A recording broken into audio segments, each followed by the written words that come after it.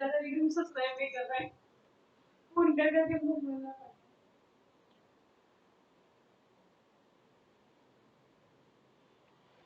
दोस्तों, welcome to commerce national learn with confidence.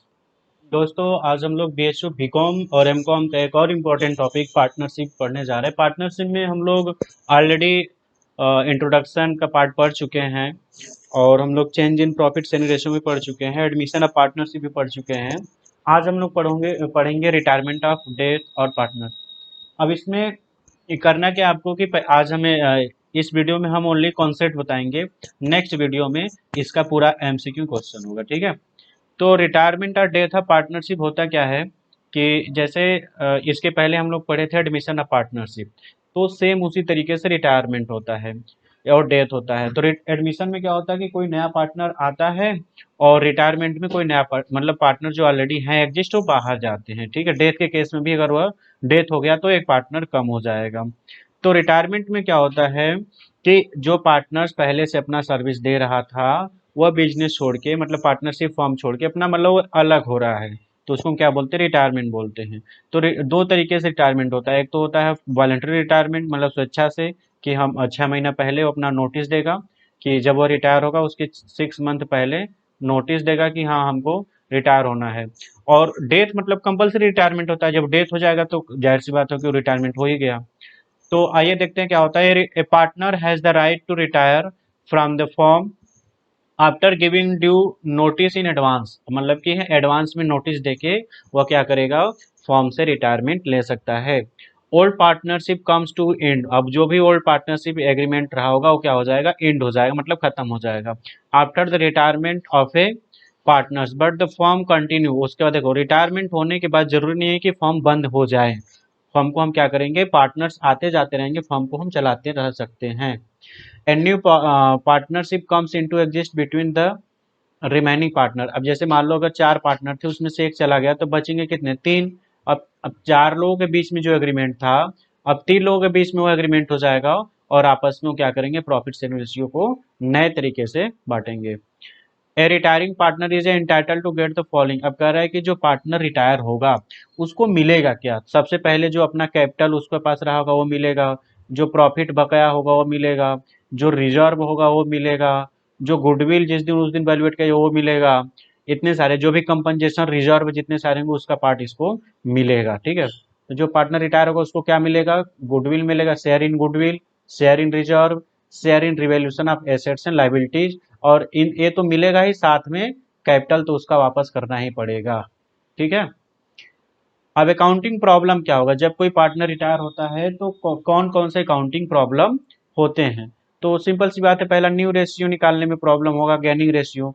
तो यहाँ पे गैनिंग रेशियो कैसे निकलेगा, न्यू माइनस ओल्ड करेंगे, अगर पॉजिटिव आएगा तो गैनिंग, निगेटिव आएगा तो सेक्रीफाइस, इसमें उल्टा हो जाता है, ध्यान रखना। या फिर आप फार्मूला सीधे से रट लो कि न्यू माइनस ओल्ड रेशियो करेंगे तो गैनिंग रेशियो हो जाएगा। सिंपल सी बात है, जैसे सपोज करो कि आपको पहले 10 रुपए मिलते थे, अब जब एक नया पार्टनर आया तो अब 8 रुपए के मिलते हैं। तो अब नया वाला आपको सॉरी, एक पार्टनर चला गया तो अब आपको मिलता 12 रुपए, तो अब उस पार्टनर के जाने से आपको फायदा हुआ ना 2 रुपए का, तो ये क्या हो जाएगा, गैनिंग रेशियो। तो मतलब न्यू वाला ज्यादा होगा, ओल्ड वाला कम होगा, ठीक है। तो आपको क्या मिल जाएगा, गेन, मतलब आपको फायदा हो रहा है। फिर है नेक्स्ट आपका ट्रीटमेंट ऑफ गुडविल, गुडविल का कैसे ट्रीटमेंट किया जाएगा, जो भी गुडविल उसके हिस्से का आएगा उसके अकाउंट में ट्रांसफर किया जाएगा। फिर उस डेट को जितने भी पार्टनर थे वो अपने एसेट्स एंड लाइबिलिटीज का क्या करेंगे, फिर से रीवैल्यूएशन करेंगे, एसेट्स एंड लाइबिलिटीज का फिर से रिवैल्यूएशन किया जाएगा। फिर उसके बाद accounting treatment of reserve accumulated profit and losses, कह रहा है कि जो भी रिजर्व और एक्यूमुलेटेड प्रॉफिट एंड लॉसेस हैं उसका भी ट्रीटमेंट हम सही ढंग से करें, मतलब उसका ट्रीटमेंट कैसे किया जाएगा। पेमेंट ऑफ रिटायरिंग पार्टनर, अब जो पार्टनर रिटायर होगा उसको हम पेमेंट कैसे करेंगे, क्या उसी दिन कैश में पेमेंट कर देंगे या फिर कुछ दिन बाद उसको पेमेंट करेंगे तो उसके पैसे को लोन अकाउंट में ट्रांसफर कर दिया जाएगा, ठीक है। चलो नेक्स्ट है आपका adjustment of capital in proportion to profit sharing ratio. अब उसके बाद हम करेंगे क्या कि अपना कैपिटल को एडजस्ट करेंगे और जो रेशियो होगा उस रेशियो के अकॉर्डिंग। अब पहला क्या है, न्यू प्रॉफिट शेयरिंग रेशियो कैसे निकालेंगे, if new profit sharing ratio remaining partners are not given in the question it will be assume that remaining partner continue share profit and losses. का क्या रहा है, जैसे कि ए बी और सी इनका रेशियो था 3:1। अब सी रिटायर हो जाता है, तो सी जब रिटायर हो जाएगा तो ए और बी के बीच में क्या रेशियो होगा, ए और बी के रेशियो में होगा 3:2 होगा। बी रिटायर हो जाएगा तो ए और सी के बीच में रेशियो क्या हो जाएगा, 3:1 हो जाएगा। ए रिटायर होगा तो बी और सी के बीच में रेशियो क्या हो, 2:1। कहने मतलब पहले का मतलब ए हो जाएगा। सेकंड है कि आपका sometime the remaining partners purchase the share of the retiring party in some specific proportion. Second में क्या बोल रहा है कि जो पार्टनर्स होगा उसको हम क्या करेंगे, प्रॉफिट शेयरिंग रेशियो जो भी होगा उसका एक स्पेसिफिक रेशियो में हम लेंगे। जैसे मान लीजिए उनका रेशियो था 3:1।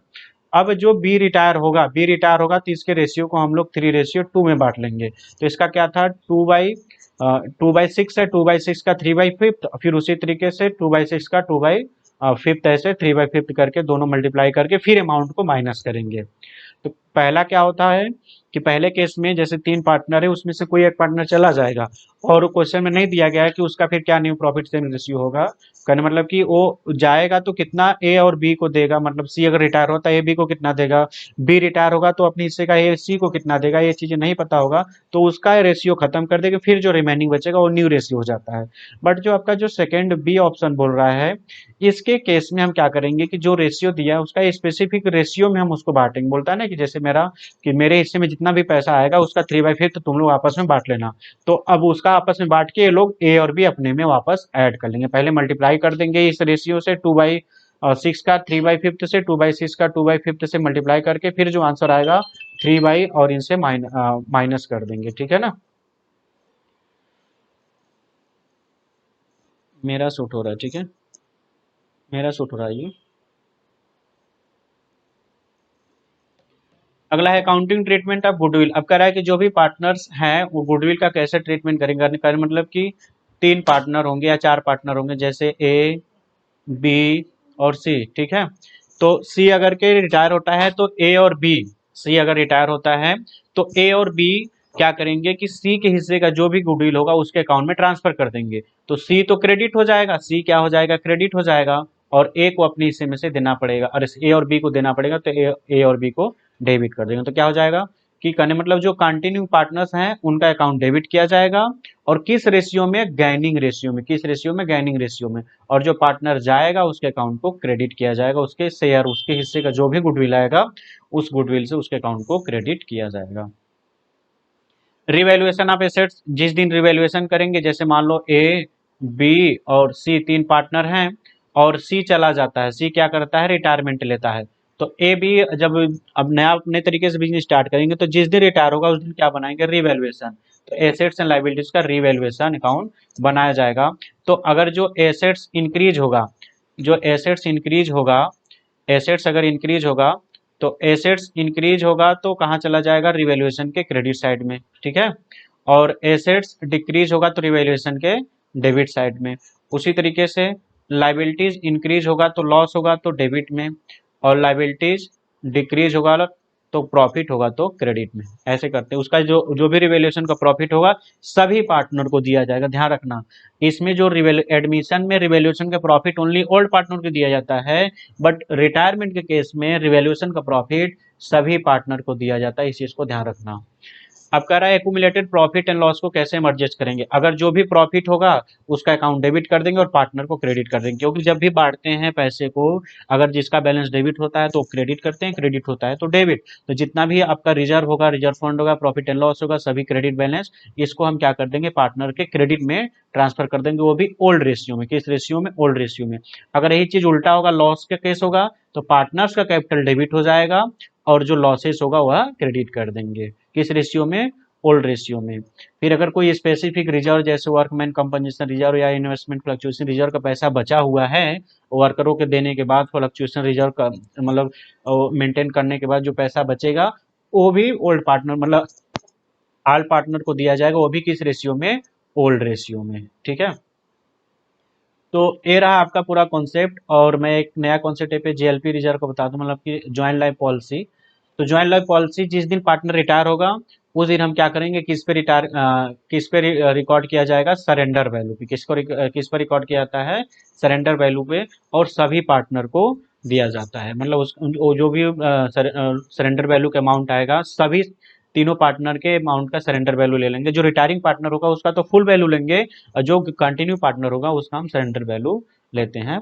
तो अगर आपको एमसीक्यू जानना है तो इसका नेक्स्ट वीडियो जब जाएगा तो आपको एमसीक्यू भी प्रोवाइड कर दिया जाएगा।